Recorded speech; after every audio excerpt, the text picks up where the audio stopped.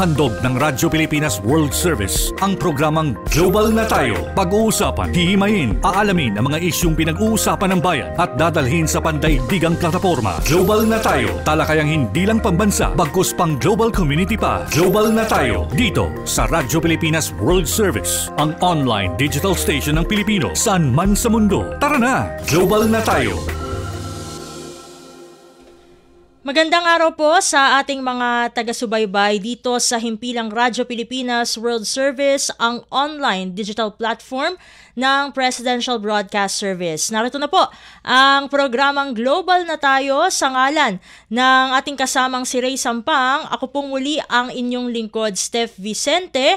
Makakasama niyo po para sa 30 minutong diskusyon patungkol sa mga paksang lokal na maaari rin naman nating maiugnay sa pandaigdigang konteksto. Napapanood niyo po kami ngayon sa pamamagitan ng ating official Facebook page na Radyo Pilipinas World Service. Magkakaroon din tayo ng replays sa pamamagitan naman ng Radyo Pilipinas World Service YouTube channel. Mayroon din tayong audio live streaming sa pamamagitan naman ng Evox PBS Receiver app. Download nyo lamang po ang naturang application sa Google Play Store kung kayo po ay naka-Android phone, habang pumunta naman po kayo dun sa App Store para naman doon sa mga naka-iPhone. At pagpasok pag-download nyo ng Evox PBS Receiver app ay makikita nyo doon yung iba't ibang icons po ng mga radio station sa ilalim po ng Presidential Broadcast Service. Nandun po ang icon po para sa Radyo Pilipinas Radyo Publiko. Nandun din yung icon para sa Radyo Pilipinas 2 Sports Radio. Meron din doon yung icon naman para sa Radyo Magazine at yung ating FM1 and FM2. At syempre nandun din ang icon ng Radyo Pilipinas World Service. At para masubaybayan nyo po ng live ang ating programang Global na Tayo, syempre i-click nyo po yung icon para sa Radyo Pilipinas World Service at mapapakinggan nyo na po ang ating mga diskusyon. At marami tayong pag-uusapan pa rin para sa edisyong ito ng Global na Tayo. Pero unahin lang natin, siguro ito ay talagang masasabi natin pinag-uusapan talaga araw-araw. Simula ng ito'y bigyang diin ni Pangulong Ferdinand R. Marcos Jr. sa kanyang ika-4 na State of the Nation Address o SONA noong nakaraang buwan. Walang iba kundi yung mga flood control projects. Ayan, siguro nakikita nyo, hindi lamang sa ating himpilan, kundi sa iba pang mga himpilan, hindi lamang dito sa Presidential Broadcast Service, maaaring sa labas din, ay makikita, maririnig nyo po, mapapanood nyo po na talagang pinag-uusapan itong ang mga flood control projects, lalong-lalo na dahil nataon din na 3 magkakasunod na bagyo ang tumama dito sa ating bansa. Kaya naman talagang relevant, at hindi lang dahil sa mga recent na bagyo lamang, dahil kapag naman nagkakabagyo, laging may kasamang usapin patungkol sa pagbaha, 'di ba? Laging magkaugnay yan. Pag may bagyo ay may baha, 'di ba? At syempre, para maiwasan nga yung mga pagbaha na yan, ay merong mga flood control projects na ito nga yung mga tinututukan ngayon ni Pangulong Ferdinand R. Marcos Jr. At partikular na dito yung nangyari kahapon. Kasi kahapon ay nagtungo muli sa lalawigan ng Bulacan ang ating Pangulo, partikular dyan sa Baliwag, kung saan ipinahayag niya yung hindi po pagkadismaya lamang kundi pagkagalit dahil sa isang ghost flood control project sa naturang lugar. Kumbaga,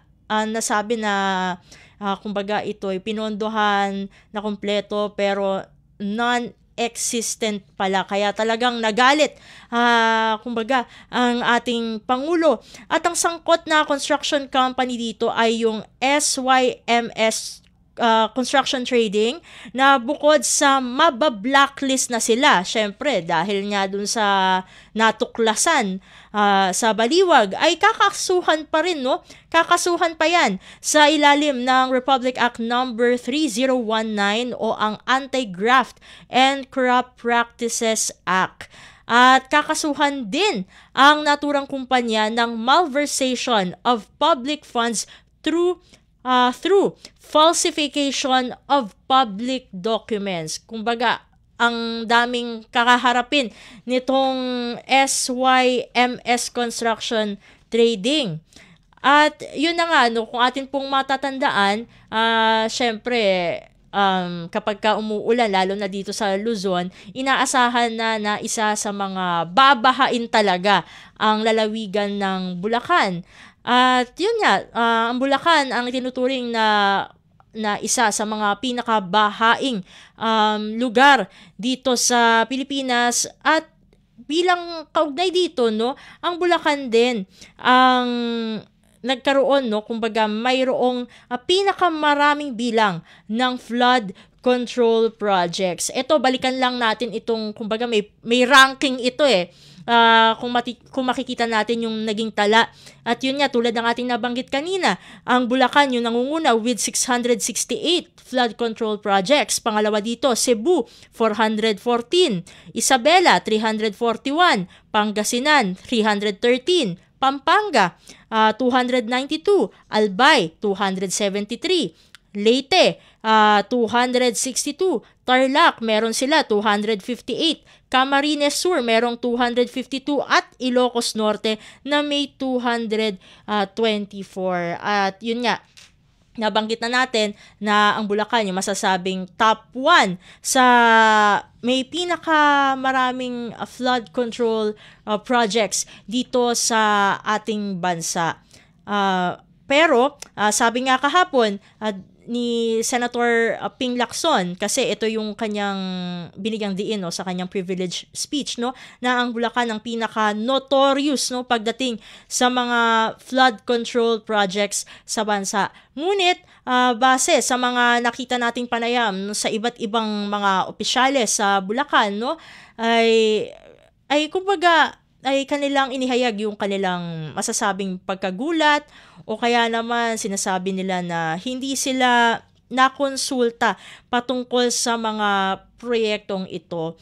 At alam naman natin na patuloy naman, no, na iniimbestigahan parehas, no, sa House at sa Senate itong mga flood control projects na ito, at hopefully makita natin ano ba talaga ang nangyayari, kung bakit nagkakaroon itong mga tinatawag nating ghost flood control projects. Pero sa ngayon, at least alam natin na malaki ang naitutulong, no, at malaki ang nagiging impact ngayon ng sumbong sa Pangulo.ph dahil nakikita kung ano yung mga dapat pang i-improve pagdating sa flood control dito sa Pilipinas. At syempre, marami pa ring aspekto, no, na dapat i-considera para ma-curb yung pagbaha sa iba't ibang bahagi ng Pilipinas, tulad na lamang ng drainage systems, no. Dapat ba may baguhin sa daluyan ng tubig? At syempre, yung lagi nating itinuturo kapag may baha, 'di ba? Pagka may baha, sinasabi na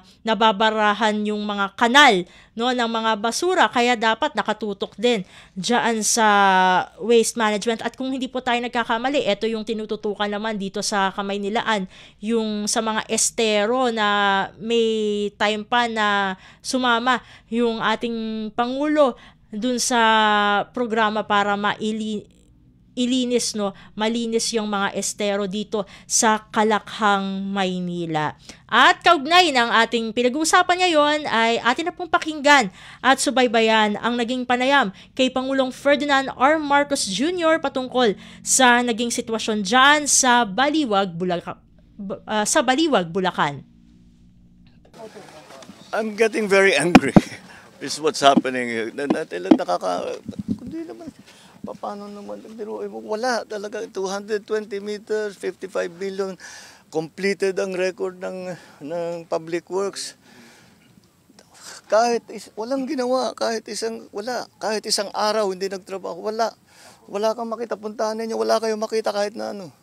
Tuloy-tuloy ang pagbaha doon sa kabila. So, yes. Oh. If you know, if all of these projects were properly executed and implemented, ang laki nang nawala na problema sana sa atin at sa mga taong bayan. At saka mas magiging maayos hanggang irrigation, hanggang water supply, fresh water supply for household. Pero ito yung ginagawa nila talagang nakakapinsala pa sa mga local residents. So yes, it's no, I'm not disappointed, I'm angry. Sir, there's a COA fraud audit of Bulacan projects. Anong end goal nun, sir? Filing cases? Yes, if need be, of course. As I said, ang trato namin with all of this is, siyempre marami na. For example, falsification na ito. Yung ganito, dahil nag-report sila na completed. Hindi, kitang-kita naman na hindi completed. So immediately, that's a falsification. So that's already a very big violation. And for the big ones, talagang I'm thinking very hard to pipilahan natin sila na economic sabotage. Because economic sabotage is very clearly. Tignan natin yung utang ng gobyerno ng Pilipinas, ng Republika, ay mababawasan kung naging maayos lahat itong kasi ngayon babalikan na natin ngayon to, saan napunta yung pera? Hahabulin natin, kakasuhan natin sila. How long will that take? Hindi ba? In the meantime, we have to actually still build the flood control project. Sir, nationwide yung filing, no? I'm sorry? Nationwide po yung filing ng cases if need be. Well, no, it depends on what our findings will be. So there's a legal team working on that, but in the meantime, we are continuing to go through the records of public works and of the big contractors to see kung tumutugma yung kanilang report doon sa mga sinusumbong sa atin ng taong bayan. So that's why I encourage, napaka-useful, napaka-malaking bagay at napapakinabangan namin ng husto yung inyong pagsulat sa amin, pagsumbong, padalhan nyo kami ng picture, padalhan nyo kami ng video para alam namin kung ano yung sitwasyon dun sa inyo. Pupuntahan natin, kung hindi ako makapunta, pupuntahan ng mga engineer natin para makapag-report sila sa atin na mabuti. At malaman talaga natin kung ano nangyari sa pondo, sino nagwaldas ng pondo, paano nangyari yun na ibigay yung kontrata doon sa mga ganyang klaseng kontratista. So that's what we're going to proceed with. Kahapon, galing kami sa isang barangay, Suliban, medyo bukod din, sir, yung may flood control. Hindi ba medyo weird na mga nasa bukid rin yung mga flood control? Nasa? Bukid, sir. Well, maraming Parang hindi naman kailangan. kahit sa design. Maraming style yan eh. Number one, yung sasabihin nila, gagawin nila na napakataas ang specifications. Sasabihin, kailangan ibaon yung pilings ng 8 meters. Sasabihin, dahil malaki ang tubig. Hindi naman totoo. Hindi naman malaki ang tubig doon. Hindi naman kailangan magkaroon ng flood control doon o maliit lang yung flood control. So ang gagawin nila yung tama. Pero ang charge nila sa gobyerno, malalim. So, isa yun. Ito, yung ganito, ghost project, kahit na nakakompleto, etc. Report nila sa public works, kompleto, walang ginawa. Maraming teknik eh. Tapos siyempre, nakita ninyo doon sa kabilang bayan. Tama, yung simento, nipis-nipis. Sa pag nakita ko yung papunta rito, yung asphalt overlay. Sira-sira. Kaya patitignan ko rin yun. Dahil ang nipis-nipis ng asphalt overlay, hindi nga kami maka-drive sa kanan dahil bako-bako. Kailangan namin lumipat sa kaliwa dahil sira-sira talaga, sira na yung kalsada. Sige, salamat. Kung napakinggan ang naging panayam kahapon kay Pangulong Ferdinand R. Marcos Jr. patungkol sa naging sitwasyon sa tinatawag nating ghost flood control project dyan sa Baliwag, Bulacan. Magbabalik po ang programang Global na Tayo makalipas ang ilang paalala. Mas pinadali na ang government transactions sa tulong ng eGov.ph Super App. Pwedeng-pwede mo nang magawa ang lahat ng ito. I-download ang eGov app sa iyong smartphone o tablet mula sa App Store o Google Play Store. Pagkatapos, ilagay ang iyong mobile number at i-authenticate gamit ang one-time PIN o OTP para marehistro ang iyong account. Saka ilagay ang iyong mga pangunahing impormasyon at kumpletuhin ang facial recognition technology para sa verifikasyon ng iyong pagkakakilanlan. Para sa mas mabilis at mas maayos na serbisyong panggobyerno, gamitin na ang eGov.ph Super App. Akala ko dati, sobrang mahal ng tablets. Pero dahil sa ASEAN, halos zero na ang buwis sa tech imports. Kaya mas affordable na sa mga tulad kong estudyante. Sa digitized custom system ng ASEAN, mas mabilis dumating ang mga learning gadgets. Mas konti ang delay, mas marami ang matututunan. Mas madali na mag-source ng parts at accessories ngayon. Dahil sa trade agreements ng ASEAN, mas mabilis ang cross-border shipping at mas mura ang gastos. Dahil sa mas malawak na internet sa ASEAN, kahit sa probinsya nakakabili na kami ng tech online. At maraming ASEAN-made products na good quality. Abot kaya pa. ASEAN supports local innovation. Meron tayong mga hubs na tumutulong sa mga inventors at startups gaya ko para protektahan ang ideas at gawing negosyo. Hindi ako techie pero ngayon marunong na ako magbayad at tumanggap ng QR gamit ang phone. Dahil sa ASEAN, mas accessible ang technology kahit sa maliliit na negosyo. Dahil sa digital trade provisions ng ASEAN, mas maraming tech brands online. Nakaka-order ako ng gadgets at accessories na dati ay imported lang. Ngayon, mas mura at legal. Dahil sa ASEAN, mas abot kaya ang tech, mas mabilis ang access, at mas maraming oportunidad para sa lahat. Innovation across borders para sa bawat Pilipino. At tayo po ay nagbabalik na sa ating programang Global na Tayo. Sa ngalan pa rin ng ating kasamang si Ray Sampang, ako po ang inyong lingkod, Steph Vicente. Tulad po ng ating mga nabanggit kanina ay inyo po kaming napapanood at napapakinggan sa pamagitan ng ating official Facebook page na Radyo Pilipinas World Service. I-search na lamang po Radyo Pilipinas World Service dun sa search bar sa inyong mga FB, no? At meron din tayong mga replays kasi i-re-upload namin, no? O i-upload namin itong episode na ito ng Global na Tayo sa ating official YouTube channel. I-search nyo lamang din po sa YouTube na Radyo Pilipinas World Service. At syempre tulad din ng ating nabanggit kanina ay meron tayong audio live streaming sa pamagitan ng Evox PBS Receiver app. Pwede nyo po itong i-download sa Google Play Store kung kayo po ay naka-Android. Habang yung mga iPhone users naman dyan ay pwede naman doon sa App Store at pagpasok nyo sa mismong application, hanapin nyo lamang po ang icon ng Radyo Pilipinas World Service para mapakinggan nyo po kami. No? Tulad po ngayon ay meron tayong programang Global na Tayo.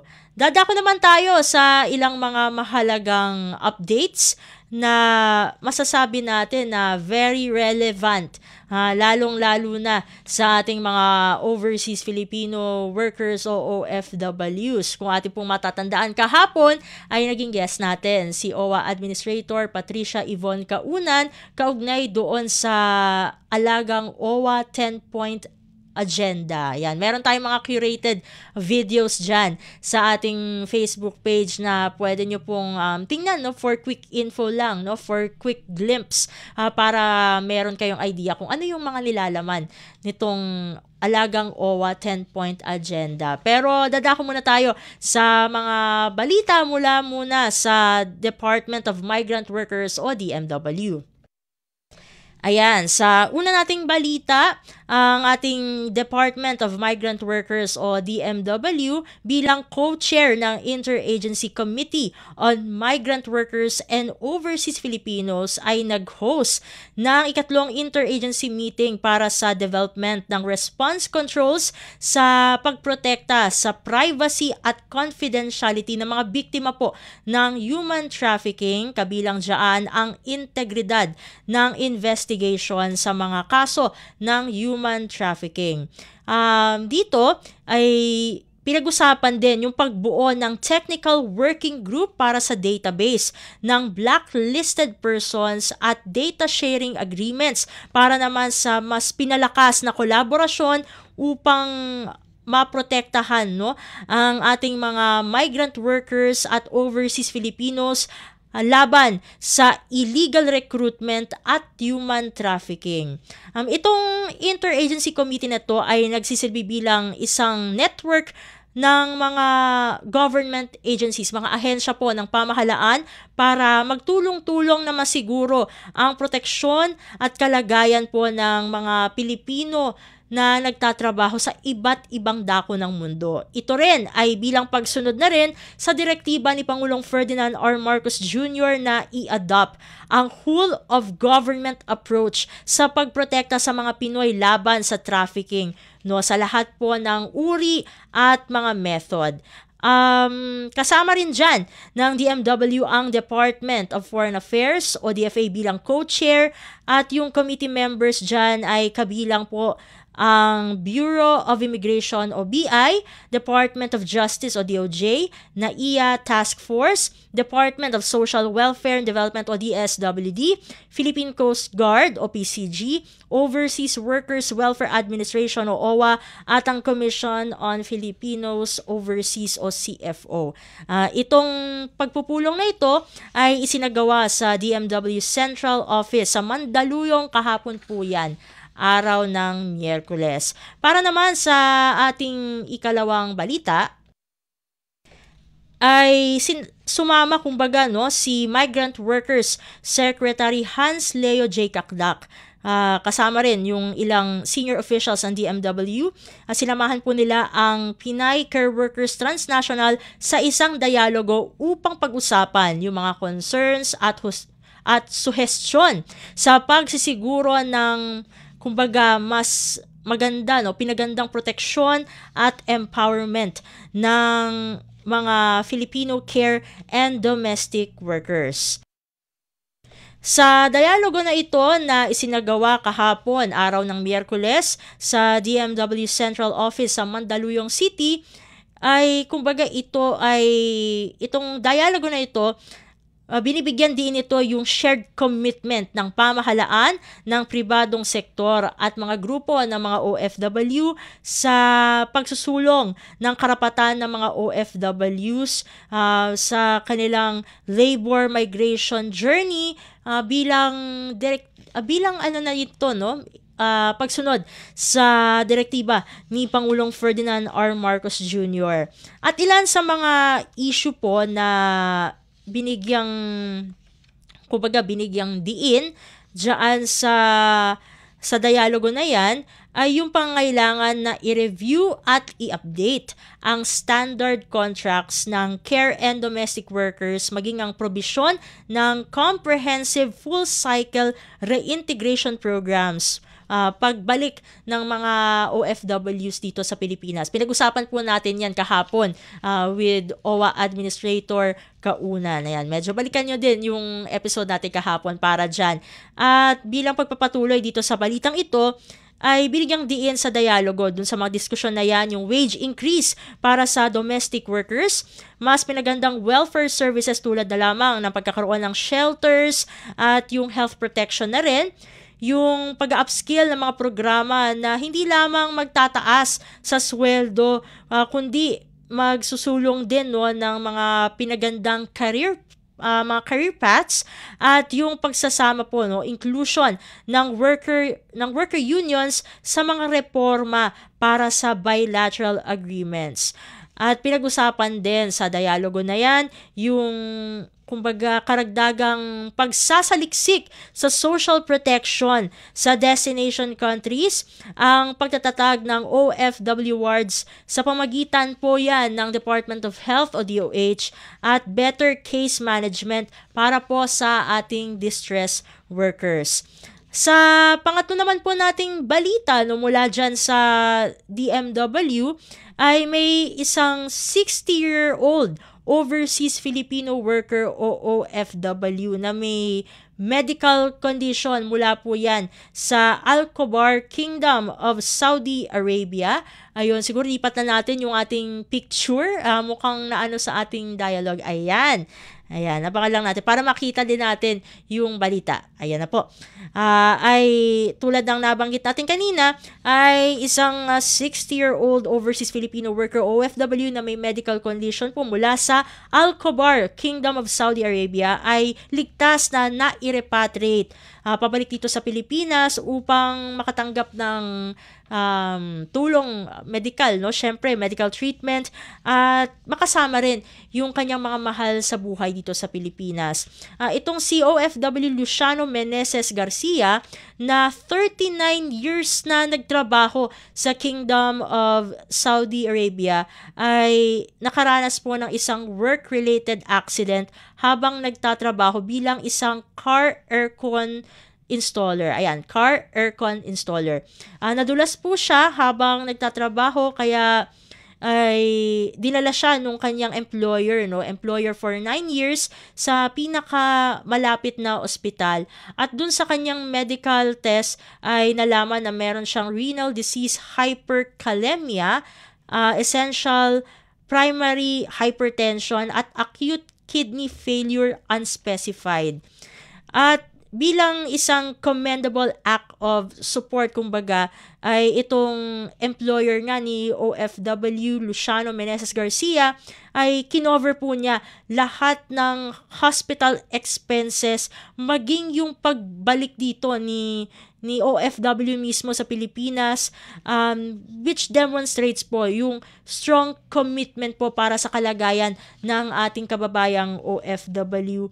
At kasama po yung kanyang nurse ay nakabalik po kahapon itong si OFW Luciano Meneses Garcia via Gulf Air Flight GF154. Siya po ay sinalubong ng kanyang pamilya at agad po na inasistehan ng team mula sa DMW at OWA pagdating po sa airport. At inarrange din po ng DMW Region 3 yung transport services dito po kay OFW Luciano Meneses Garcia at direkta po siyang inendorso sa OFW Hospital sa San Fernando, Pampanga para sa kakailanganin niya pong medical care and treatment para po siya ay maka-recover. Ayan, tayo po ay nauubusan na ng material time sa ating programa. Kumbaga, magpapasalamat po muna tayo sa ating mga nakasama sa studio. Siyempre, maraming salamat sa ating mga kasama dito. Walang iba kundi sina Sir Milo Jonella, Hero Lucero, at yung kasama po natin ngayon for audio live streaming, walang iba kundi si Sir Leo Magpayo. At sa ngalan po muli ng ating kasamang si Ray Sampang, ako po ang inyong lingkod Steph Vicente. Isang mapagpalang araw po sa ating lahat. Handog ng Radyo Pilipinas World Service ang programang Global na Tayo. Pag-uusapan, hihimayin, aalamin ang mga isyung pinag-uusapan ng bayan at dadalhin sa pandaigdigang plataforma. Global na Tayo, talakayang hindi lang pambansa, bagkus pang global community pa. Global na Tayo, dito sa Radyo Pilipinas World Service, ang online digital station ng Pilipino saan man sa mundo. Tara na, Global na Tayo.